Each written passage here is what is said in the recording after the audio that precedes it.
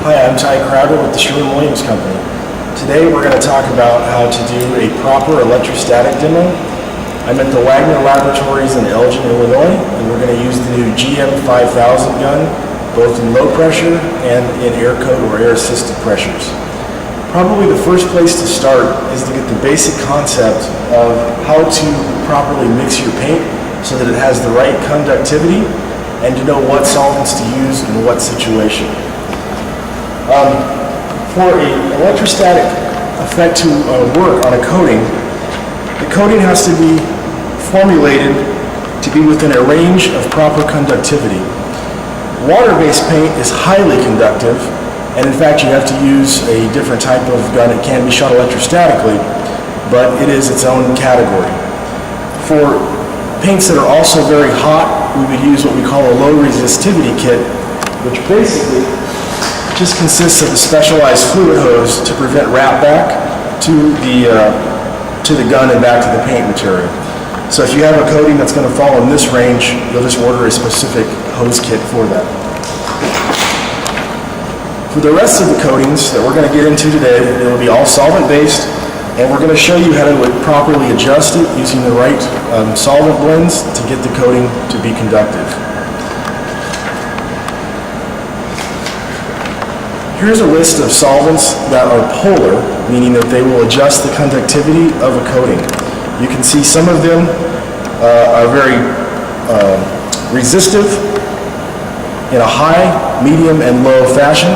And this chart is very nice because you can see an evaporation rate from higher or faster to slower here. So you can use any of these solvents with electrostatic coatings and then know what they're going to do to affect the coating based on its resistivity factor.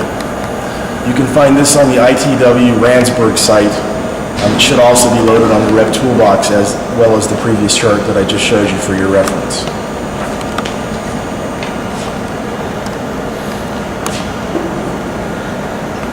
I have here a paint resistivity meter. This is the Wagner unit.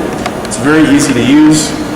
You're just going to switch the unit on to resistivity test. You want to make sure that your coating falls somewhere in the green zone and it will work electrostatically. If it's in either of the two areas that are not solid green, it's not going to work. So what I have here is toluene, which is a very conductive solvent, but it's not going to move us on the chart much hotter. We have the standard pull-in reducer, which is going to move us slowly but a little bit, and we have MEK, which is going to move us hotter by a lot. And then I also have just a cup of water, so you can get the idea of ultra hot, right? To use this meter, you just stick the probe up to the line, and you can see I have almost no effect there. It's very dead.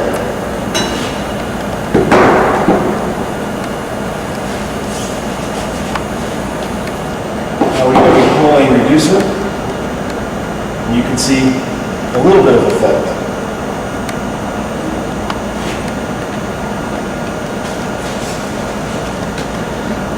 Now I have MEK,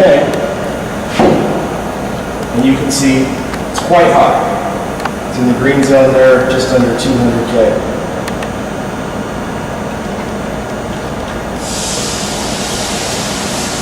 Now I go to just water. This is a little tumbled up. And you can see it's off the chart. Okay, so kind of correlate those in your mind. If you're trying to not move the resistance, toluene would be a good option. It's compatible with pull-in and most of our solvent-based. Often you've got the pull-in reducer, which is going to move it just a little bit. And if you need to spike it, MEK would be a good option there. You can use any of the solvents like I referred to on that chart, but this is kind of a good basic way to know toluene and MEK as your extremes. So we've mixed up some Sherwin-Williams pull-in in a 3-to-1 ratio with another 1 part of pull-in reducer. This has been mixed thoroughly already, and I want to put the probe in and show you what that comes out as right out of the can. That's a pretty standard mix ratio. Hope you can see that.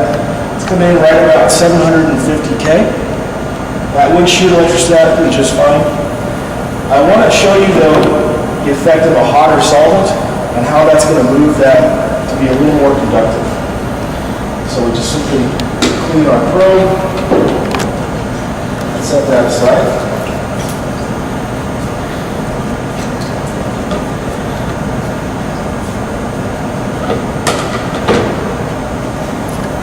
I have here 100 milliliters of MEK. I'll add that to the coating. Mix it up.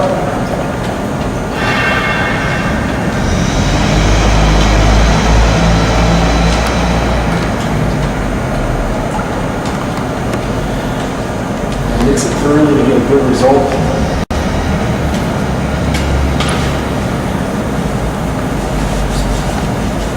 Probe is not contaminated. Retesting.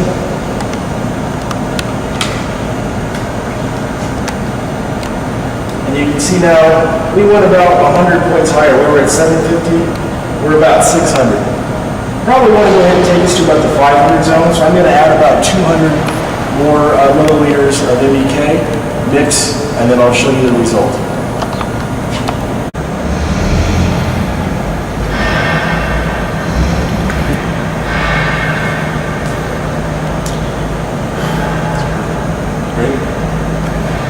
We've now added the additional 200 cc's or milliliters of MEK.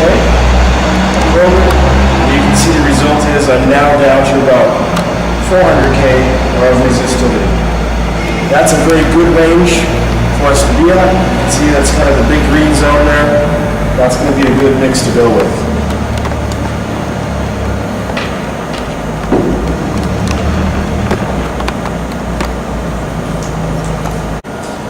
The next thing that you need to really give close attention to for a successful electrostatic demo is the ground. The control unit itself will need to go to its own separate electrical ground, but the workpiece or the part itself must have a proper ground. This is the most crucial step for any liquid electrostatic application, and as you already know from our other efforts with powder applications using electrostatics. This is a ground detection meter. I highly recommend that you guys get some of these for what we do. This is an invaluable tool. It simply just has a test button and 5 lights on top. Red indicates that you have no ground. Of course, the closer you get to the last light, the green light, the better the ground is. I'll give you an example. I'm touching this hook right here, and as you can see, not that great a ground. I touch this hook right here, and only the first and second light is lit up, so that's a good ground. So obviously this one here has some paint on it and it's insulated. This is a great tool. 101, go. I got a good ground or a bad ground. Okay, so we're ready to turn on the unit and talk about what the settings are, and then we'll go through the gun itself. There's a main power switch located here just on the back. It's just a toggle. Turn that on. Again, I already talked about that you want to make sure that this unit has its own ground cable that's run to its own separate electrical ground. You never run it to the same ground as the part. This works very much just like the powder coating control boxes that we have on the Wagner Sprint units. Essentially, you have recipe 1, recipe 2, recipe 3. This column here is your voltage. This column here is your microamps. If you're familiar with the powder coating equipment, these work very much exactly the same way. The voltage controls how much wrap and build you're going to get, and the microamps control how much Faraday cage effect that you're going to get. We're going to start our demo today with the GM5000 air coat gun, which is the air assist version. I've got it set up with a flat fan tip, which would be probably the most common setup that we would sell in the air coat system. The controls on the gun, you have an on-off button on the back. Obviously when it's on, it's now saying R1 or recipe 1. If I press and hold that, it's now recipe 2. I press and hold that, it's now recipe 3. press and hold again, I go back to recipe 1. My fan pattern adjustment is here on the gun to widen or narrow the pattern. And of course my gun trigger lock here. I can still get atomizing air with a half trigger. Alright. The other thing to be noted is there is an electrode sticking out of the gun. That is what is generating the electric field as the air passes through in front of it. You can kind of do a little self-test. If you put the trigger lock on and just pull the trigger, you'll feel electric, almost like static current coming out. You'll feel the static on your clothes. Then you know you have a good functional gun. Some safety issues that you always want to consider. You want to wear a leather-soled shoe or a grounding strap. You always want to have bare skin contact with the gun, so don't wear any kind of gloves, or if you do wear a glove, make sure you have a cutout because you're actually grounding yourself as you hold the gun. If any operator ever complains to you that the gun shocks him, it's actually the opposite. That means that the operator is insulated, probably rubber work boots. He acts as a capacitor and the operator can build up a charge, and then when he touches the ground, it's coming out of him. Just like when you walk on carpet and you build up a static charge and when you touch a metal object. So always make sure that the operator is properly grounded. The next most important thing before you do any kind of a demo with electrostatic equipment is safety glasses. The best ground on the human body is your eyes. They're covered with liquid, right? Liquid is a better ground than skin. The paint will come back to your eyes first if you happen to get closer to the work part, which is the ground. So always spray with safety glasses or on any kind of electrostatic spray equipment. All right, we're ready to spray the part.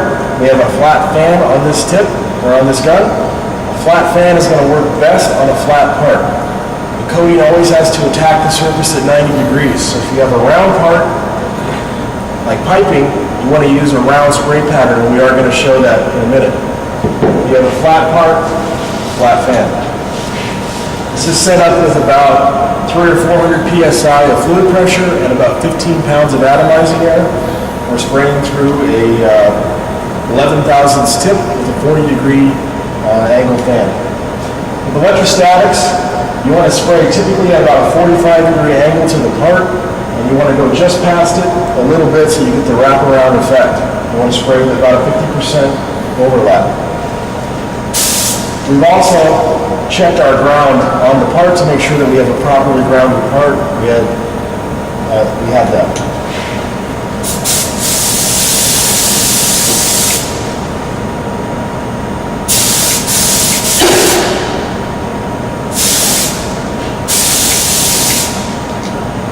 Okay, you can see here we got a pretty good wraparound effect onto that part.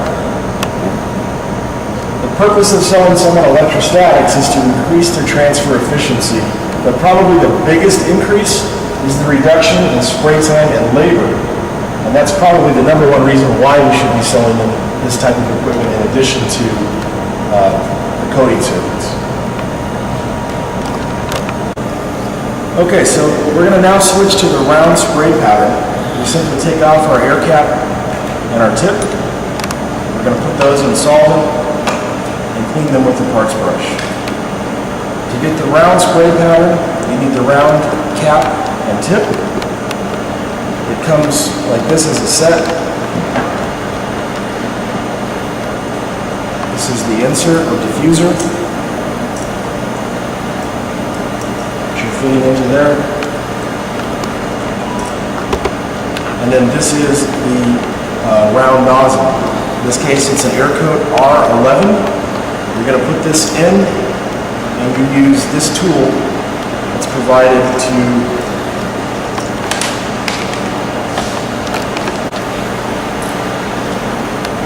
use this tool to tighten it and adjust it. Insert the pattern.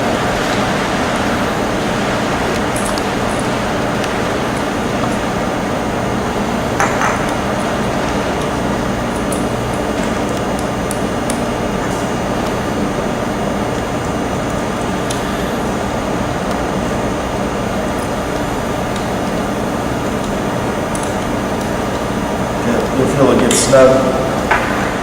You can see here a good look at what that looks like. You can now adjust the pattern as far as it's a hollow cone pattern. Making it narrower or wider by adjusting this somewhat like a fire hose nozzle.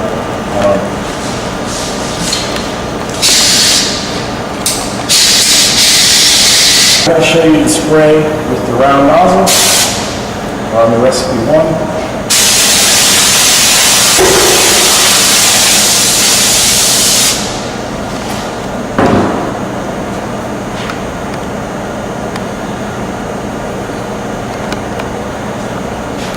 You got very, very good wrap with that. You can see on that part. Almost got it all the way around. That very soft forward velocity that round spray cloud has does really, really good on round parts and hard to paint parts, wrought iron railings, fencing, intricate things like that. It will get good inside edge penetration for electrostatic versus that flat fan pattern.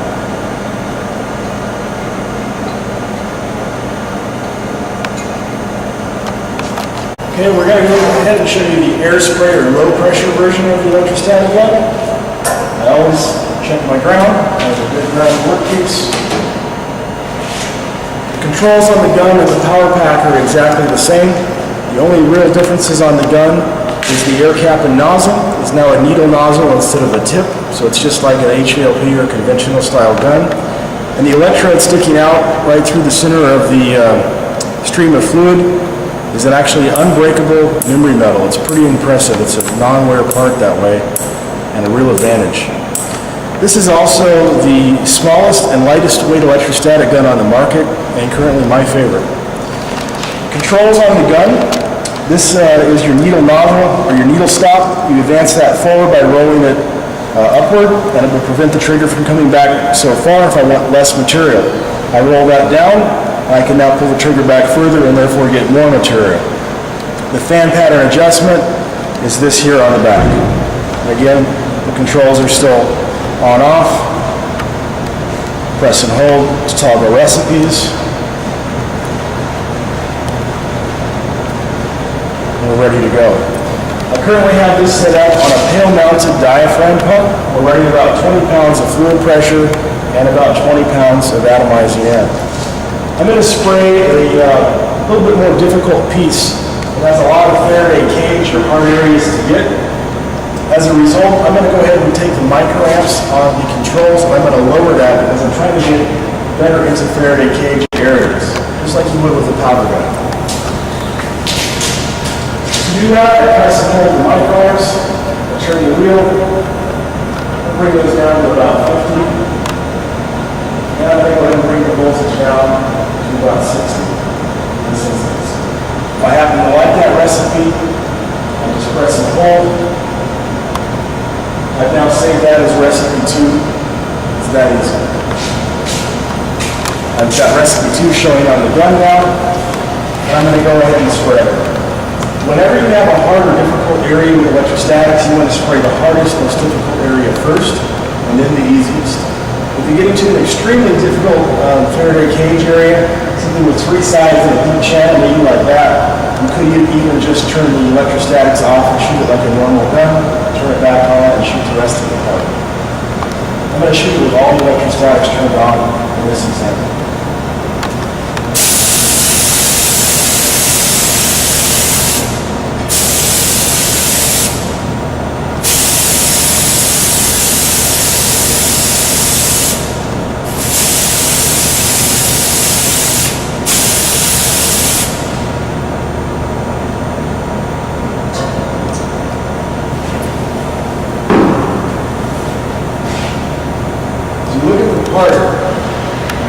You can see some wrap on the edges. We have very good penetration into the Faraday cage areas on the back. And now I will go ahead and coat the front side.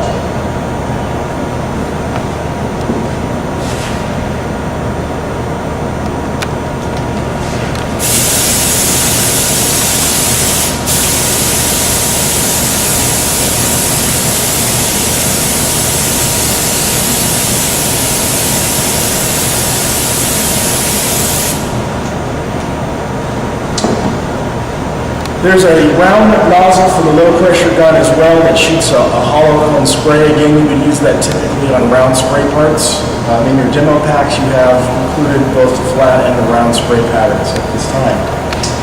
There's a low resistivity hose kit for both the low pressure and high pressure versions. We've already discussed and shown those. Some general safety items that you should take note of. Whenever you're spraying with electrostatic coating, both the solvent and the material supply need to be in metal grounded buckets. You should have a ground wire going to the buckets, or it should be placed on a cement surface.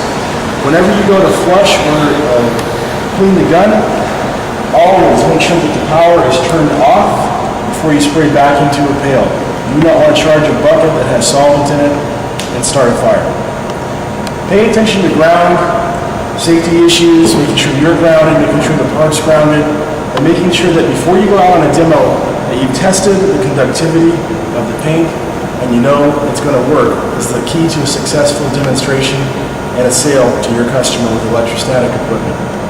Thank you for your time and good luck. Let's go sell some units.